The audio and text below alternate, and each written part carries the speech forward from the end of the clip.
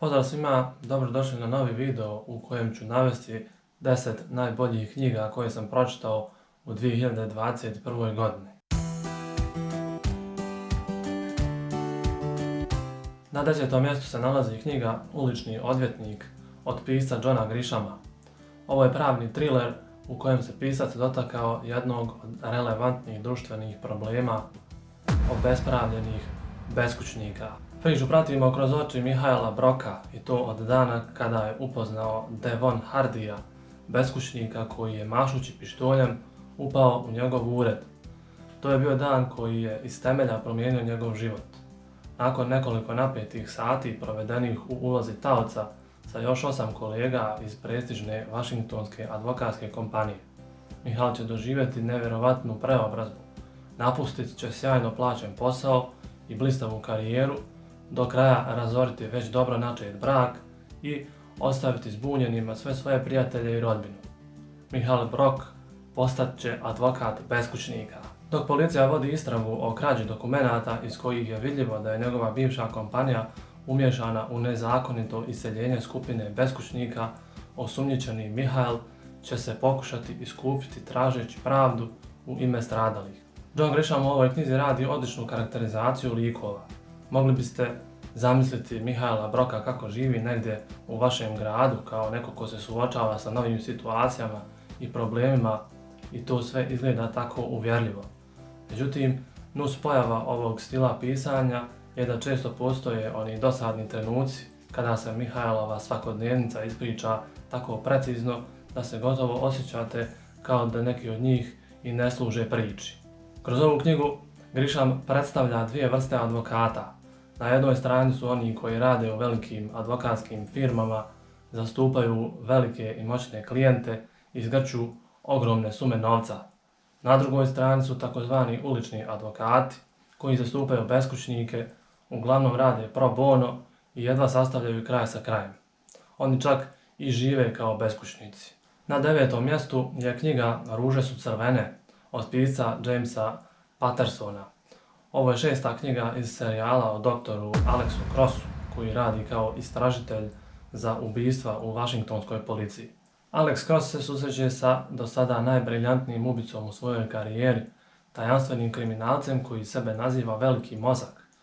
U nizu zlodjela koja su prenerazila Washington, pljačkaši banaka ubijaju bankarske službenike i njihove porodice ako se zahtjevi koje postavljaju za vrijeme pljački ne sprovode do najmanjeg detalja.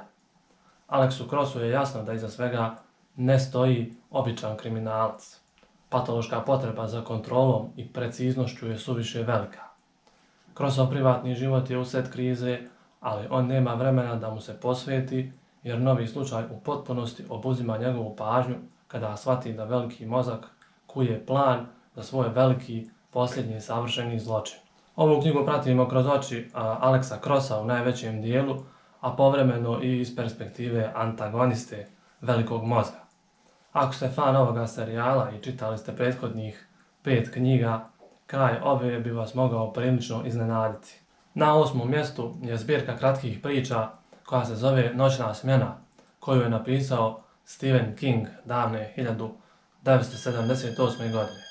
U pričama koje ćete pročitati u ovoj knjizi srećete svakojaka bića, vampire, demonske ljubavnike, bauka koji obitava u plakaru i koje kakve užase. Ništa od toga nije stvarno. Ni stvor ispod vašeg kreveta koji vreba priliku da vas uhvati za otkriveni zglob nije stvaran.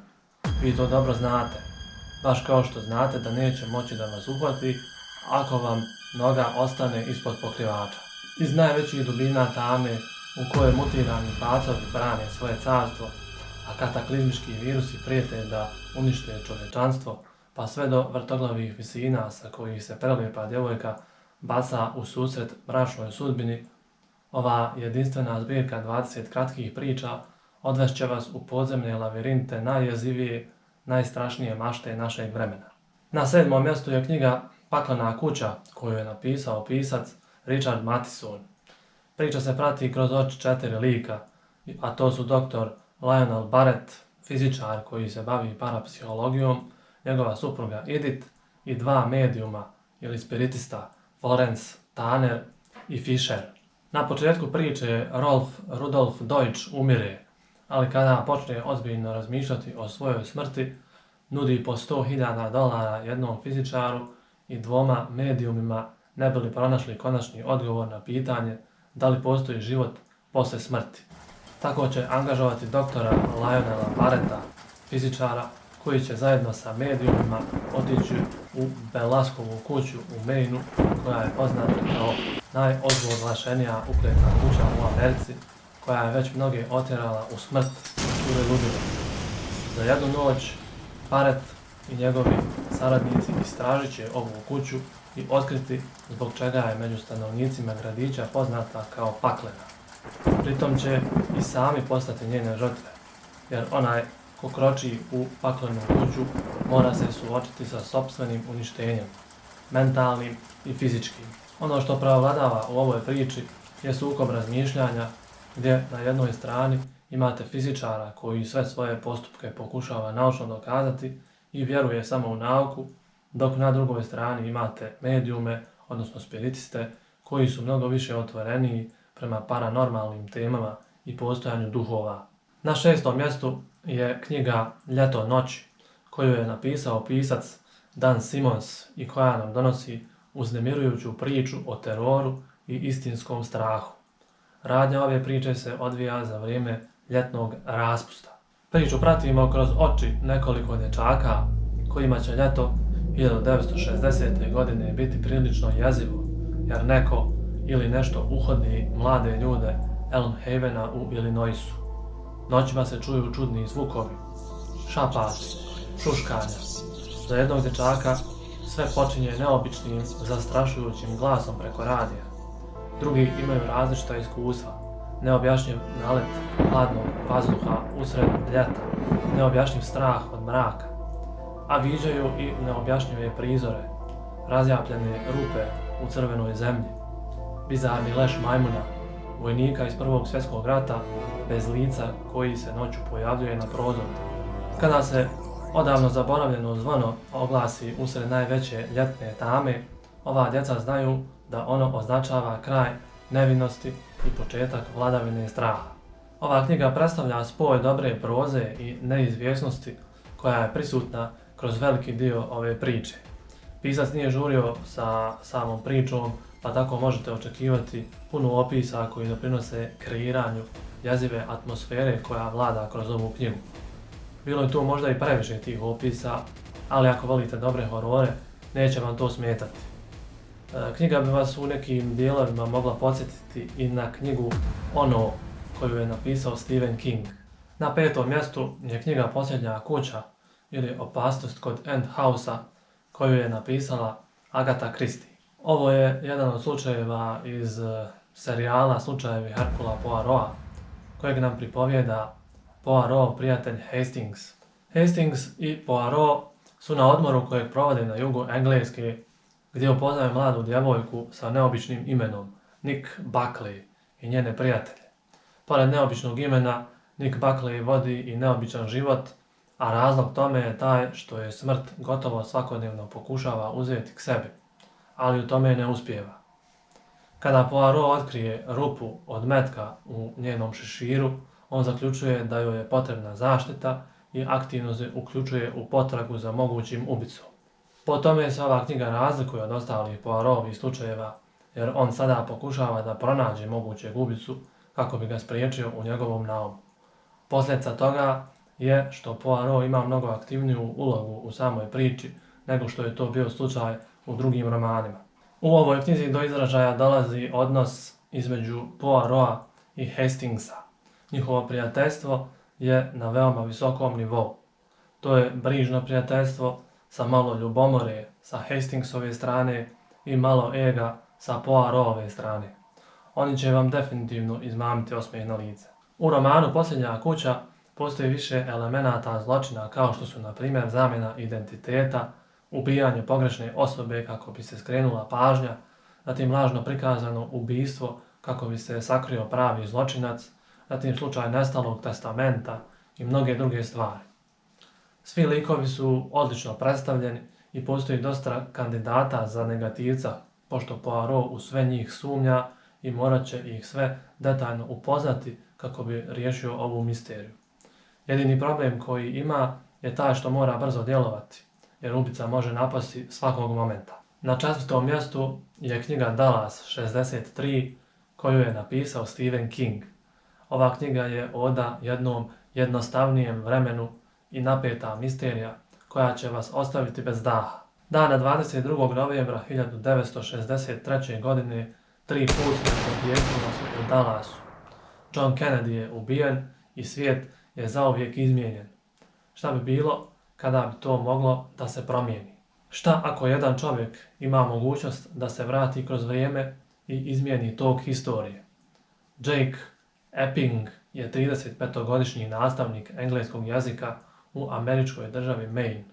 Jednog dana prijatelj Al će mu otkriti nevjerovatnu tajnu, a to je da se u njegovoj ostavi nalazi vremenski portal koji vodi u 1958. godinu. Al ubjeđuje Jakea da krene u nevjerovatnu misiju da pokuša da spriječi Kennedyjevo ubijstvo. Tako počinje Jakeova avantura u kojoj kao George Amberson dospijeva u svijet Elvisa i Johna Kennedyja, upoznaje osobenjaka Leea Oswalda i lijepu bibliotekarku Sadie Dunhill, koja postaje ljubav njegovog života. Jakeov novi život prevazilazi sve zakone fizike i normalne granice prostora i vremena, ali da li će to biti dovoljno da ostvari svoju misiju? Ukoliko želite da ispratite lik Leea Oswalda u vremenu koje je prethodilo trenutku atentata na Kennedyja, King vas u tom pogledu u ovoj knjizi neće razočarati, jer je knjiga prepuna detalja, što je istovremeno može biti i mana i slabost. Ako vas ova tema interesuje te ako želite da znate više o Americi 50-ih i o jednom od najpoznatijih atentata u svjetskoj historiji, King vas i u tome neće razočarati. Samo imate na umu da će King opisati šta se sve dogodilo protagonisti ove knjige u razdoblju od 5 godina do samog atentata. Na 3. mjestu je još jedna zbirka priča od Stephena Kinga koja se zove Godišnja doba.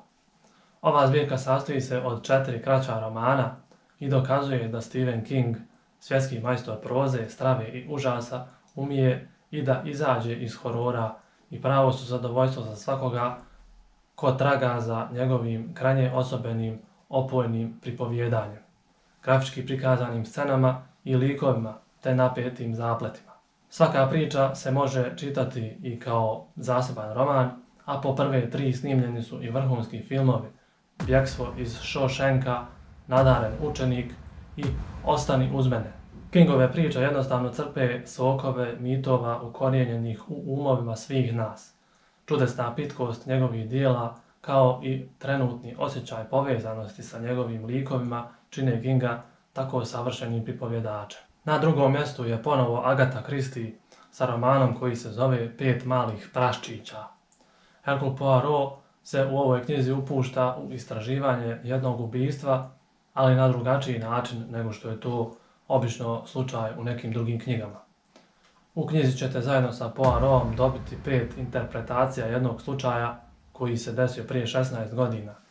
Caroline Crale je bila osuđena za ubijstvo svog muža.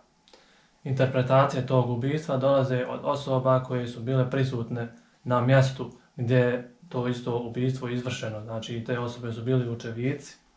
Poirot treba da utvrdi da li je možda osuđena nevina osoba prije 16 godina. Agatha Christie sa ovom knjigom radi odličnu karakterizaciju likova i na taj način kreira nevjerovatan, uzbudljiv i napet zaplet priče koji bi vas na kraju mogao ostaviti bez teksta. I na 1. mjestu je knjiga 1 po 1 od pisca Chrisa Cartera. Ovo je inače 5. knjiga u serijalu o Robertu Hunteru, koji je član LAPD-ove jedinice za teška ubijstva, koja je zadužena za rješavanje najbrutalnijih ubistava iza kojih stoje serijske ubice. U ovoj knjizi Hunter prima anonimni poziv da posjeti određenu web adresu koja predstavlja ekskluzivni internetski prijenos. Hunter se logira i istog časa započinje predstava pripremljena samo za njegove oči. Ali pozivatelj ne želi da detektiv Hunter samo gleda, već želi i da učestvuje. odbijanje jednostavno ne dolazi u obzir. Prisiljen na tako mučan izbor, ne može učiniti ništa drugo nego sjediti i gledati kako nepoznata žrtva biva mučena i ubijena. LAP i FBI čine sve što je u njihovoj moći da uđu u trag internetskom prenosu, no ovaj ubica nije amater i dobro je zameo sve svoje tragove. Prije nego li Hunter i njegov partner Garcia uopće uspiju pokrenuti istragu, Hunter prima novi telefonski poziv. Nova web adresa, nova žrtva, no ubica je ovaj put svoju igru pretvorio u ubojiti reality show u kojem svako može sudjelovati i dati svoj glas. Dakle, ovaj ubica posjeduje veliko znanje iz oblasti informacijskih tehnologija. Chris Carter nam kroz ovu knjigu na neki način pokazuje ovisnost o internetu, te kako ona negativno utječe na većinu ljudi. To je definitivno najstrašniji dio ove priče, pored svih drugih neprijatnih scena. Bilo bi to sve za ovaj video. Hvala vam na pažnji i želim vam ugodan dan.